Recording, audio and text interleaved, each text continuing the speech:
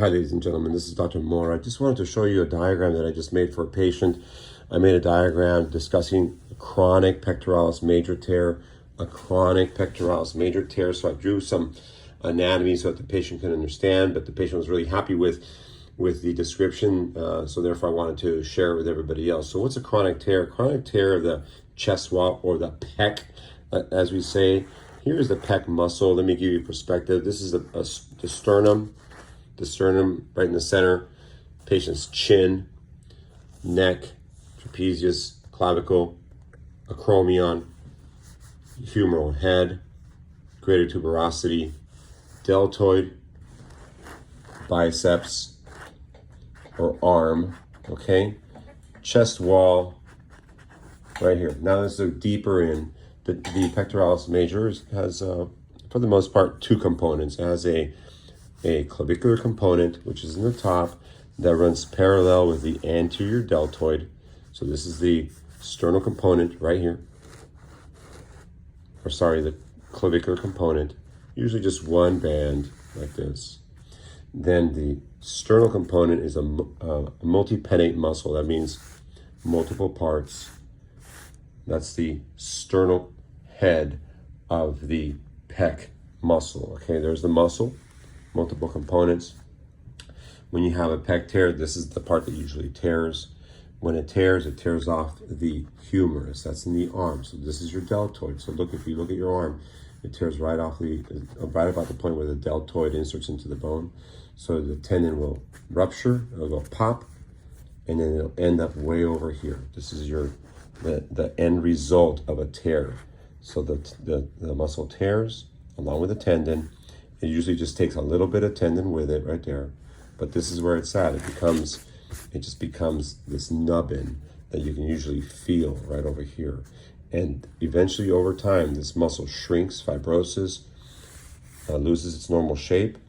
The armpit becomes concave, and you lose that normal chest wall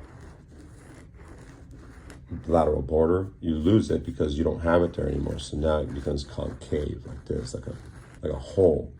Sometimes the tendon, the pec tendon, takes a band of tissue from the biceps. So here's your biceps. Sometimes it kind of grabs a piece of tissue and takes it with it, so you get a band.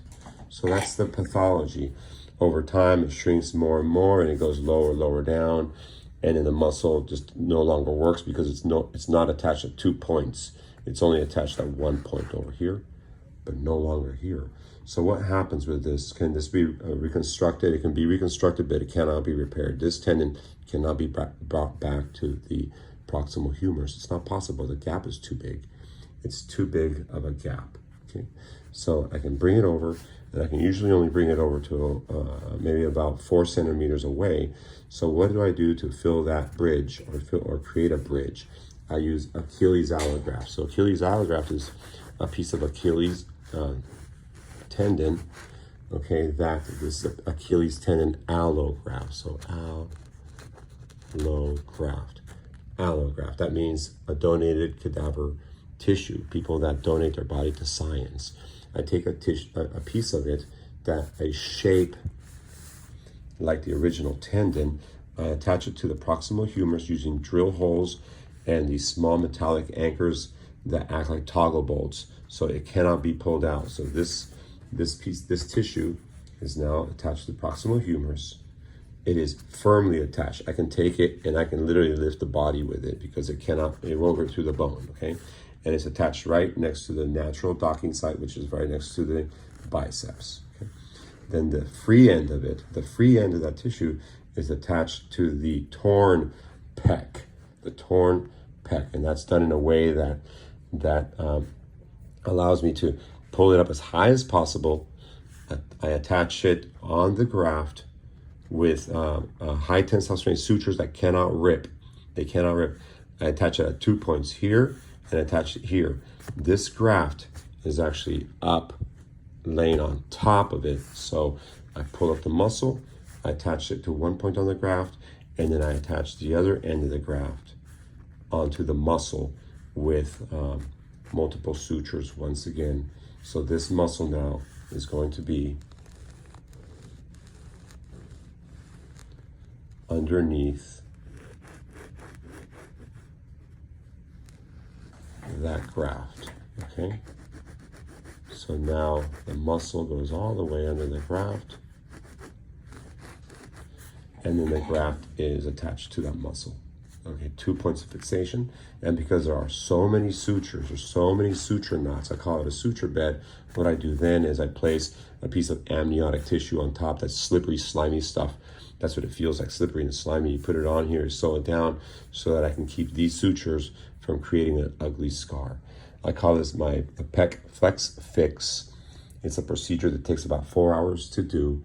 It's a reconstructive procedure that reconstructs the axillary area. So it's almost a cosmetic procedure because I am recreating the shape of the body. I'm recreating the function because now the pec tear muscle is attached at 2 points with tension now, so that the physiology of the muscle is restored. So basically people can actually start to work it out again.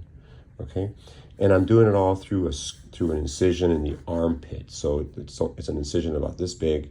It's in the armpit, so it's actually hidden. So it's a very cosmetic, and it's an aesthetic procedure because it recreates the natural look of the chest wall. This is Dr. Mora. I'm in Orange County. I'm a board-certified orthopedic surgeon, fellowship trained in sports medicine. If you've been told that your chest wall cannot be fixed, or that it's too late to repair your pec tear, well, it may be too late, but it's not too late to reconstruct it. You can go to my website, myorthodoc.com, and request a telemedicine educational session. Dr. Steve Mora, MD, and my website is myorthodoc.com.